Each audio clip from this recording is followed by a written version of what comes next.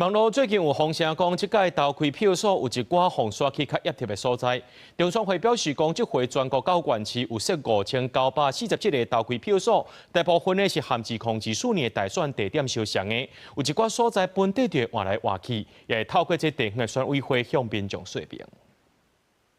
716将迎来罢免投票日。以北市来说，最大的投开票所位于内湖区的3民国中。投票时别忘了携带身份证、印章以及投票通知单，也要先确认通知单上的投票地点。社群平台流传，台中市有民众发现，即摆有一寡罢免投开票所地点较偏僻，像有空厝废弃车厂，甚至撞击车。行政院长德英台特别伫行政院会上呼吁民众注意投票地点敢是甲以前同款，也要求各地选委会多加宣导。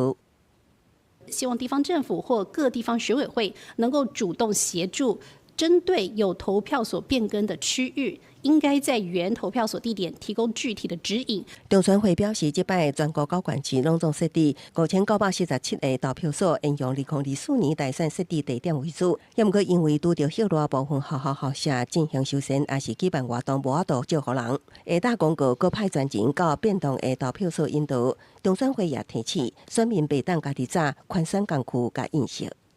应该是以我们投票所提供的圈选工具跟这个打印台来作为这个圈选。依照选罢法第105条的规定，是可以处2年以下有期徒刑、拘役或科新台币20万元以下的罚金。7日到迄日也有5项注意事项，包括透早起袂当伫通讯软体社群平台从事罢免活动，相关会当处200万罚金；禁止伫投票所30公尺内吵闹，也是干扰苛刻他人投票，也是唔投票，参袂当拆掉，也是炸出罢免票等。罢免正反双方当然可以鼓励选民踊跃投票，或是不投票，我们选务机关不会加以干涉。投票日当天是不能够从事